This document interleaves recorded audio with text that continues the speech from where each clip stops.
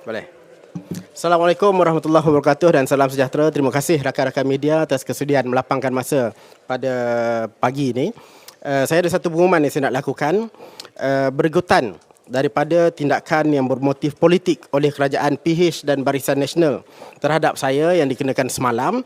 Saya mengambil keputusan untuk memohon supaya Yang Berhormat Tan Sri Presiden Parti Pribumi Bersatu Malaysia dan juga seluruh Majlis Pimpinan Tertinggi Parti Pribumi Bersatu Malaysia untuk membuat keputusan mengenai kedudukan saya selaku Ketua Penerangan Bersatu Malaysia. Saya telah memaklumkan hajat saya ini kepada Yang Berhormat Tan Sri Presiden dan juga kepada Yang Berhormat Datuk Seri Setiausaha Agong. Sebenarnya saya mencadangkan supaya saya digantikan oleh individu lain. Dalam parti kita, dalam Bersatu ini ramai tokoh-tokoh yang layak, yang boleh menjalankan tugas dan tanggungjawab. Tetapi saya rasa keputusan itu biarlah ditentukan oleh pimpinan atasan parti. Keputusan yang saya ambil ini adalah sesuai dengan prinsip integriti dan semangat perjuangan yang saya junjung selama ini. Dan tindakan ini juga saya nak tegaskan membezakan antara saya dengan kluster mahkamah yang bermaharajalela dalam Kerajaan Pakatan Harapan dan Barisan Nasional hari ini. Jawatan Ketua Penerangan adalah jawatan eksekutif dalam parti. Maka saya melepaskan jawatan eksekutif ini kerana inilah juga pegangan yang saya yakini selama ini. Sehinggalah saya dapat membersihkan nama saya melalui proses perundangan. Jadi jangan sesekali ada mana-mana pihak yang cuba menyamakan saya dengan individu-individu lain dalam kluster mahkamah. Saya dengan suka hati, dengan suka rela, dengan tanpa berbelah bagi melepaskan jawatan saya yang berbentuk eksekutif ini, sedangkan mereka mencari dan menggunakan jawatan eksekutif untuk kepentingan diri sendiri. Saya juga tidak akan teragak-agak untuk mengambil tindakan selanjutnya mungkin dari segi perundangan sekiranya ada siapa-siapa lagi yang cuba untuk terus memburuk-burukkan nama saya selepas ini. Jadi dengan tu saya ucap terima kasih kepada rakan-rakan media. Dan selepas ini apa yang saya akan lakukan ialah saya akan ada pertemuan dengan Yang Berhormat Tan Sri Presiden untuk membincangkan langkah selanjutnya, insya-Allah. So terima kasih. Assalamualaikum warahmatullahi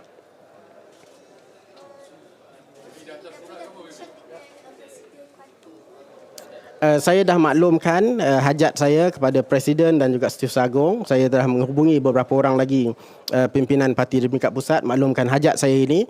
Jadi keputusan akhirnya tu biarlah dibuat oleh pihak atasan parti. Jawatan sebagai Ketua Penerangan, saya kekal sebagai Ahli Majlis Pimpinan Tertinggi.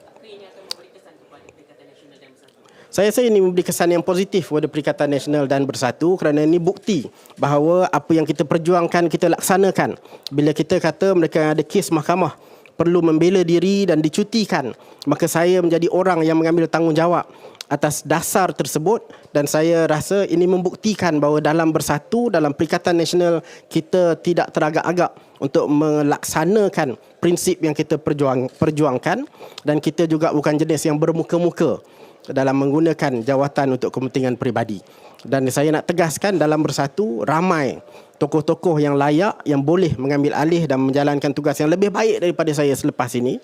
Jadi saya yakin itu boleh dilakukan. Sepanjang saya menjadi Ketua Penerangan pun saya cuba sedaya upaya untuk melibatkan ramai orang dalam kerja-kerja penerangan dan di waktu yang sama saya yakin bahawa proses latihan, proses perkadiran untuk mengambil alih tanggungjawab ini telah berjalan dengan baik dan saya yakin ia akan dapat dilaksanakan dengan lebih baik selepas ini tanpa dicemari oleh proses yang bersifat politik ini, proses mahkamah yang bersifat politik ini. Jadi contribution Datuk untuk mendepani pilihan raya nanti macam mana? Saya akan teruskan dengan perjuangan kita untuk memastikan kemenangan Bersatu dan kemenangan Perikatan Nasional.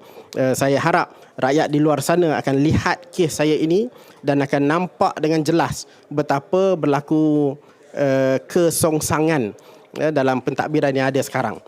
Rather than fokus kepada isu-isu rakyat, instead of fokus kepada menyelesaikan kos sara hidup yang semakin meningkat, rather than menyelesaikan masalah yang basic macam kebekalan telur dan ayam dalam pasaran, tetapi apa yang dibuat ialah proses membalas dendam.